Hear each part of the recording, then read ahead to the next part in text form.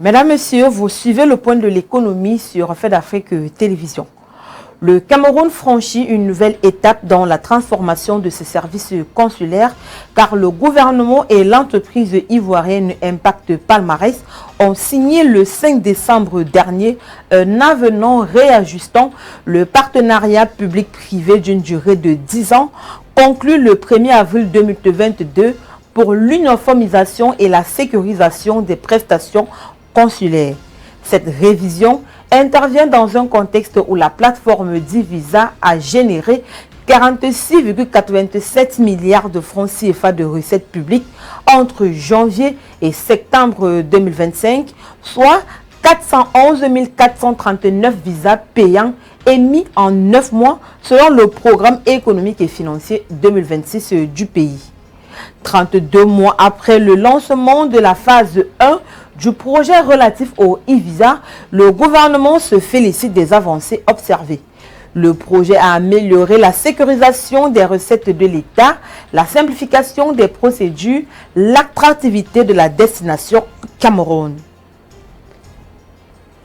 Le gouvernement gabonais réuni en Conseil des ministres le 4 décembre dernier a décidé de créer une taxe forfaitaire d'habitation applicable à l'ensemble de logements professionnels comme résidentiels qui rentrera en vigueur dès le 1er janvier 2026.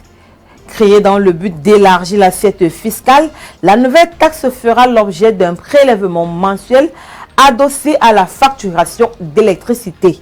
Et c'est la Société d'énergie et d'eau du Gabon qui a été retenue comme opérateur de collecte. Soulignons que les zones rurales seront exemptées durant la première phase. Selon le communiqué final du Conseil des ministres, ce dispositif structurant a pour vocation d'unifier au sein d'une plateforme intégrée et adossée au trésor public l'ensemble des paiements fiscaux, non fiscaux et douaniers. Il permettra d'instaurer une chaîne de gestion entièrement dématérialisée, plus efficiente, plus transparente et strictement alignée sur les impératifs de soutenabilité et de crédibilité des finances publiques.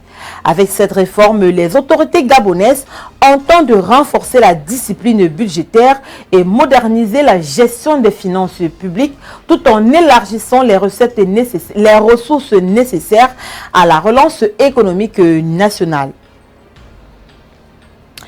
Parlons à présent d'hydrocarbures pour dire que le gouvernement sénégalais a annoncé le 6 décembre dernier une baisse des prix des carburants, notamment le super et le gasoil. Pour le prix du supercarburant, une baisse de 70 francs CFA a été décidée. Le litre passe ainsi de 990 à 920 francs CFA.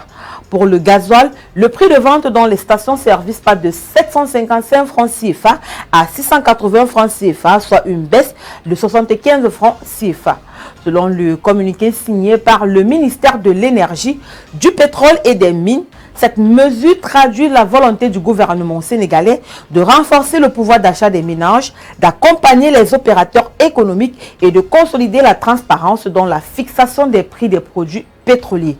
Le texte précise que les prix fixés constituent des plafonds et donc les acteurs de la distribution sont autorisés à pratiquer des tarifs inférieurs dans le strict respect de la réglementation en vigueur.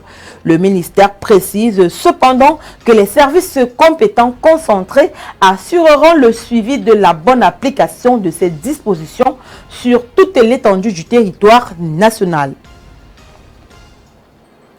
Le conseil d'administration de la Banque africaine de développement a approuvé un financement de 214,47 millions de dollars pour la deuxième phase du projet de corridor de transport Soudan du Sud, Éthiopie, Djibouti. Ce financement comprend plusieurs subventions, notamment 181,5 millions de dollars pour l'Éthiopie, 29,71 millions de dollars pour Djibouti et 1,96 millions de dollars pour le Soudan du Sud, ainsi qu'un montant supplémentaire de 1,30 millions de dollars pour le Soudan du Sud, provenant du mécanisme d'appui à la transition destiné aux pays en situation de fragilité. La phase 2 du projet permettra d'améliorer des infrastructures dans les 3 pays. En Éthiopie, elle comprendra la construction d'une autoroute de 67 km et le déploiement de systèmes de transport intelligents. À Djibouti, les travaux porteront principalement sur la modernisation du tronçon Diki-Moulout long de 18 km. Le Soudan du Sud entreprendra la mise à jour des études visant à moderniser 280 km de la route Kapoeta-Boma-Rat et l'amélioration des routes secondaires dont 50 km en Éthiopie et 15 km à Djibouti fait partie du projet. Le projet prévoit aussi des actions de renforcement des capacités dans les 3 pays. Mesdames, Messieurs, c'est ici que se referme cette édition du Point de l'économie. Merci de l'avoir suivi. Les programmes se poursuivent sur Fait d'Afrique Télévision.